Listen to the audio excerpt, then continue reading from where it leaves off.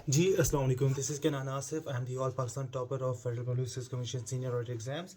और इसके अलावा जनाब मुझे 2 मरतबा स्टेट बैंक से ऑफ़र आई है for OG1 and for OG2 and I could not join on both occasions. साथ साथ जनाब मैं जो यंगस्टर्स हैं हमारे, उनको मैं स्टेट बैंक एग्ज़ाम के लिए काउंसल करता हूँ, प्रिपेयर करवाता हूँ। ये तमाम सिलसिला पिछले कई सालों से जारी है। तो आज की जो वीडियो है ये बेसिकली स्टेट बैंक में जो ग्रुप डिस्कशंस हो रही हैं उसको थोड़ा सा मज़ीद इवेलुएट करने के लिए है, और इंटरव्यू की जो स्ट्रेटजी होनी चाहिए उसके हवाले से है। तो let's come to the group discussion. मैंने रिसेंटली इस पर वीडियो पहले ही बनाई है, बट मुझे चूँकि क्यूरीज रिसीव हो रही हैं तो आई हैव थॉट कि इस पर मज़ीद दोबारा बात कर लीजिए और थोड़ा डिटेल में बात कर लें। सबसे पहले तो ये है कि अगर आप एलिजिबल थे अप्लाई करते हुए और आपने कोई डंडी नहीं मारी, आपके पास आप अपनी अपनी डिग्री कंप्लीट कर चुके थे, आपने CGPA में कोई भी हैंकी पैंकी नहीं की, आपकी डिग्री जो थी वो रेलेवेंट थी, तो आपके लिए ग्रुप डिस्कशन और साइकोमेट्रिक टेस्ट का जो राउंड है वो कोई प्रॉब्लम क्रिएट नहीं करेगा इंशाल्लाह। इस जो राउंड है इसका मकसद एक तो ये होता है कि आपके डॉक्यूमेंट्स को, आपकी एलिजिबिलिटी को वेरीफाई कर लिया जाए, तो वो हो जाती है। और इस राउंड पे लोग एलिमिनेट नहीं होते। आपको कहा जाएगा कि लोग एलिमिनेट होते हैं, लेकिन ये वही लोग हैं, और ये अक्सर मेरे स्टूडेंट्स के साथ भी हुआ है कि फॉर एग्ज़ाम्पल एक डिग्री थी जो क्लोजली रिलेटेबल थी, लेकिन एग्जैक्टली वो डिग्री नहीं थी जो एलिजिबल थी। तो जनाब उन्होंने अप्लाई किया और जब वो ग्रुप डिस्कशन के लिए गए और डॉक्यूमेंट्स वेरीफाई हुए तो पता चला जी यू आर नॉट एलिजिबल। तो वो डिस्क्वालीफाई हो गए, नॉट बिकॉज उन्होंने ग्रुप डिस्कशन में अच्छा परफॉर्म नहीं किया, नॉट बिकॉज साइकोमेट्रिक टेस्ट में कोई प्रॉब्लम थी। इट वॉज जस्ट के डिग्री मैच नहीं करती थी, या CGPA जो था वो फॉर एग्जांपल 3 चाहिए था और 2.97 था, whatever it is, right. So ये बात मैं पहले कई दफ़ा कर चुका हूँ, लेकिन I am reiterating that you don't have to worry a lot about group discussion.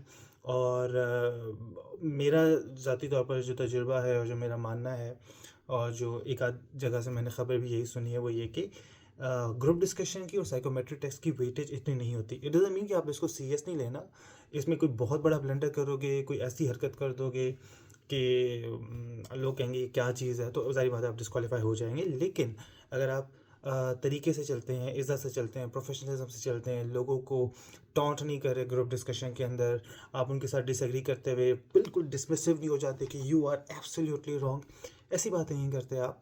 तमीज़ से इख्तलाफ करते हैं, तमीज़ से अपना पॉइंट पेश करते हैं, you're doing great there, you don't have to worry a lot। Psychometric test में पहले बता चुका हूँ कि ये कोई इस किस्म का टेस्ट नहीं जो ISSB में होता है, ये क्वेश्चनर है। इसकी मिसालें जो हैं वो जैसे बिग 5 पर्सनालिटी टेस्ट होता है, इस किस्म के क्वेश्चंस हैं कि और आप किसी चीज़ से स्ट्रांगली डिसएग्री करते हैं, इससे लेकर स्ट्रांगली एग्री करते हैं तक का स्केल है, और आप उसमें ऑप्शन जो हैं वो चूज़ कर रहे होते हैं। बहुत ज़्यादा इसमें हाइपर एग्रेसिव होने की ज़रूरत नहीं होती। अगर आप किसी से डिसएग्री करते हैं, मतलब आप या एग्री करते हैं, तो हर चीज़ पे स्ट्रांगली डिसएग्री और स्ट्रांगली एग्री नहीं होता। आमतौर पर एक रेंज होती है, कहीं पे आपको लगता है यार मुझे इसका जवाब नहीं पता, तो आप कहते हैं neither agree not disagree, something like that. तो ये है, ये कोई कम्प्लेक्स चीज़ नहीं है, तो मैं इस पर ज़्यादा बात भी नहीं कर रहा, मैं आपको परेशान नहीं करना चाह रहा। लेकिन अगर आपने करना है ना, कोई भी ये जो बिग 5 पर्सनालिटी टेस्ट होते हैं या इस किस्म के जो दूसरे टेस्ट होते हैं, आप उसको देख लें, आपको अंदाज़ा हो जाएगा। This is one thing. अच्छा जी, ये हो गया आपका साइकोमेट्रिक टेस्ट।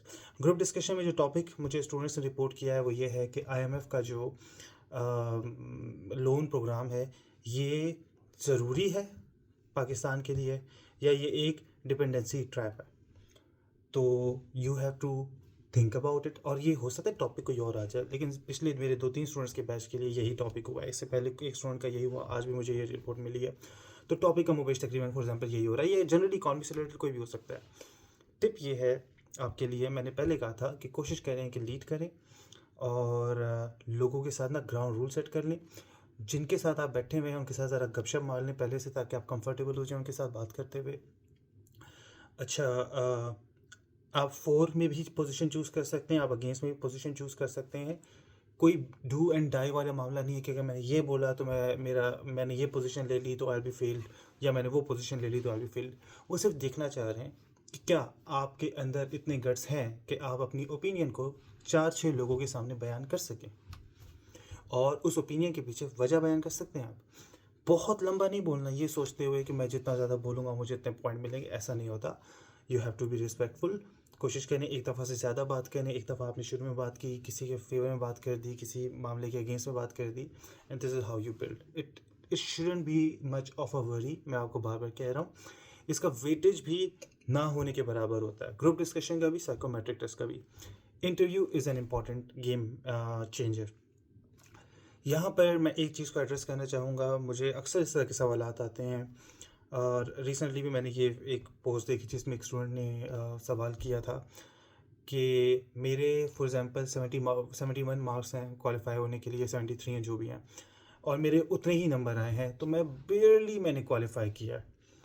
तो क्या मुझे ग्रुप डिस्कशन और इंटरव्यूज़ के लिए जाना भी चाहिए या नहीं?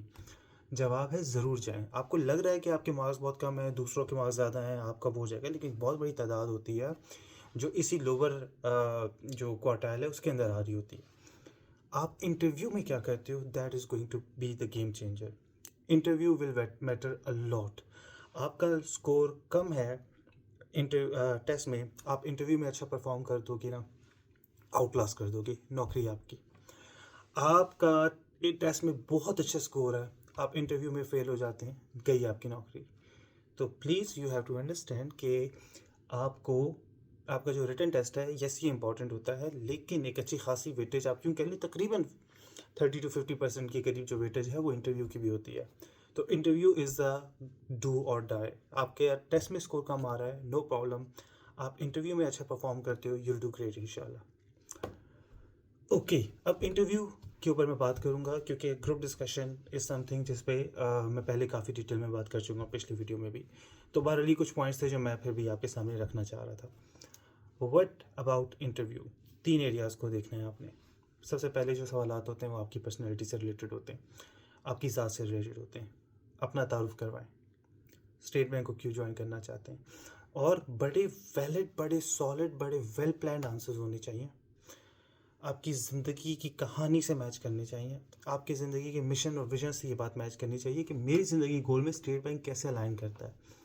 इस किस्म के जवाब कि जी बस बहुत अच्छा इदारा है, थिंग्स लाइक दैट, सैलरी अच्छी, एक्सपेंस, नो। आपने इसकी एक टिप मैं हमेशा ये देता हूँ कि अगर आप मुफ्त में काम कर रहे होते और काम करने की तनख्वाह ना मिलती और फिर भी आपको स्टेट बैंक में काम करना होता, तो आप क्यों करते? This is something that you have to think about. तो वाई स्टेट बैंक? अच्छा, आपकी स्ट्रेंथ्स क्या हैं, कौन से ऐसे काम, और उन स्ट्रेंथ्स की मिसालें क्या हैं? ठीक है ना, मिसालें और कहानियाँ बहुत सारी जहन में रख के जानी है। मैं जब इवन अपने स्टूडेंट्स को प्रिपेयर करवाता हूँ इंटरव्यूज़ के लिए, तो मैं कहता हूँ यार कौन से ऐसे 4 या 6 पॉइंट हैं जो आप चाहते हो कि यार इंटरव्यूअर को ज़रूर पता लगें।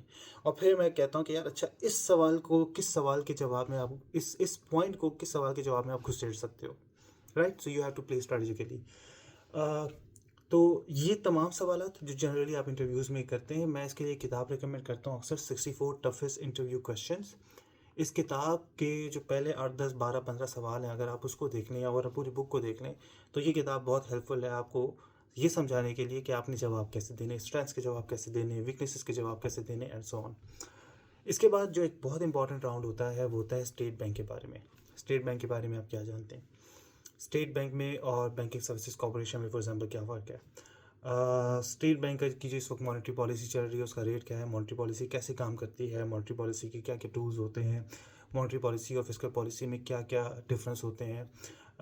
एक सवाल जो मुझसे इंटरव्यू में हुआ था वो ये भी था कि मैंने कई दफ़ा दिक्कत बताया कि चेक और बिल ऑफ चेक जो अपनी नेचर में प्रॉमिसरी नोट से मैच करता है या बिल ऑफ एक्सचेंज से मैच करता है तो क्यों करता है, फॉरवर्ड एक्सचेंज रेट क्या होता है, थिंग्स लाइक दैट। तो इस किस्म की सारी चीज़ें जो टेक्निकल कंटेंट है स्टेट बैंक से related, money banking and finance से related, you have to study that and study that really well, that's very important. The third aspect of your interviews relates to your professional experience and your academic qualification. तो इसमें मैंने ये देखा है, जैसे मैं जब गया तो मैं उन दिनों कस्टम में जॉब करता था, तो मुझसे कस्टम के बारे में का सवाल हुआ। मेरे आसपास जो दोस्त यार थे, दोस्त यार से मुराद थी कि जो आसपास लोग गए थे और जिन्होंने इंटरव्यू दिए उनसे इंटरव्यूज़ के बारे में बात हुई, वो अगर फॉर एग्जांपल नेशनल बैंक में, तो नेशनल बैंक के बारे में बात हो रही है कि नेशनल बैंक के टोटल इसका साइज़ क्या है, इसकी रैंकिंग क्या है। नेशनल बैंक जो है वो फॉर एग्जांपल उसका डिपॉजिट बेस क्या है, उसकी कस्टमर्स की तादाद कितनी है,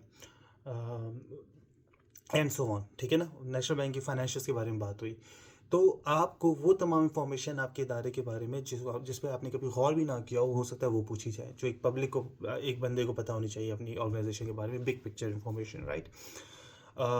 तो this is something that you have to like study. अगर आप बैंकिंग में हैं किसी भी इदारे में, तो आपके इदारे के बारे में आपको पता होना चाहिए। Other than that your qualification, तो फॉर एग्जांपल अगर आपने फाइनेंशियल मैनेजमेंट में आपने एमबीए किया हुआ है, तो फाइनेंशियल मैनेजमेंट के स्टूडेंट से क्या क्या सवाल हो सकते हैं। फॉर एग्जांपल, अगर मैं ये नहीं कह रहा कि ये सवाल होंगे, बट जनरली क्या पता होना चाहिए, तो आपसे सवाल होंगे फाइनेंस के बारे में, वेटेड एवरेज कैपिटल क्या है, इंटरनल रेट ऑफ रिटर्न क्या है, net present value for example क्या है, या कोई और इस किस्म की टेक्निक है, कोई और प्रोसेस है, कोई और तरीका है, तो वो क्या है, राइट। इस किस्म की बातें होगी। लेकिन अगर आप एचआर से के स्टूडेंट हैं, तो आपसे फिर एचआर से रिलेटेड सवाल नहीं होंगे, अकाउंटिंग से रिलेटेड नहीं होंगे। आपसे जो क्वेश्चंस हो सकते हैं वो थ्योरी ऑफ मोटिवेशन पे हो सकते हैं, वो जॉब डिज़ाइन और जॉब रोटेशन और इस किस्म की बाकी चीज़ों पर हो सकते हैं, परफॉर्मेंस मैनेजमेंट रिव्यू सिस्टम पर बात हो सकती है।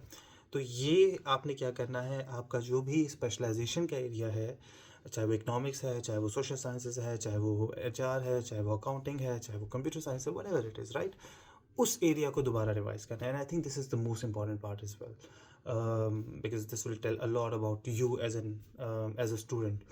तो in fact this is important, but this is not as important as knowing about your own self and knowing about uh, your the functions of state bank और state bank की monetary policy, banking finance, ये बहुत important है। उसके लिए मैं BCom की जो किताब है मनी बैंकिंग फाइनेंस की, मैं वो रिकमेंड करता हूँ कि वो पढ़ लें आसान लफ्ज़ों में, वो आपको बड़े हेल्प देगी।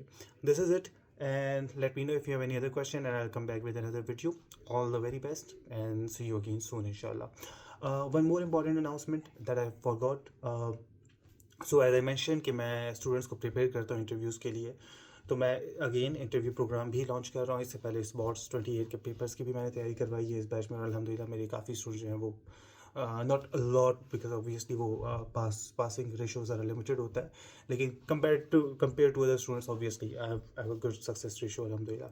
तो I am starting the interview preparation programme, और इसमें हम 2 तरह के मॉडल्स को लेके जा रहे हैं। नंबर 1, वो स्टूडेंट्स जो स्टार्ट से लेकर एंड तक इंटरव्यू की प्रिपरेशन करना चाहते हैं, so there will be a course for them. और वो स्टूडेंट्स जो फॉर एग्जांपल प्रिपरेशन में इंटरेस्टेड नहीं है, लेकिन वो चाह रहे हैं कि उनका मॉक इंटरव्यू हो जाए, उस मॉक इंटरव्यू में उनको फीडबैक मिले, वो उस फीडबैक पे काम करें, और फिर एक दोबारा मॉक इंटरव्यू हो। तो 2 मॉक इंटरव्यूज़ ही मैं ले रहा हूँ। That's a different programme. तो आप दोनों में से किसी एक प्रोग्राम में इनरोल हो सकते हैं, आप दोनों प्रोग्राम्स में इनरोल हो सकते हैं। In case you are interested, आप मुझे कांटेक्ट कर सकते हैं मेरे इंस्टाग्राम पर या मेरे फेसबुक पर, जिसकी जो मैं डिस्क्रिप्शन में इंफॉर्मेशन ऐड कर दूँगा। You can contact me there and I will share the details of the programme, and this is it. Thank you very much.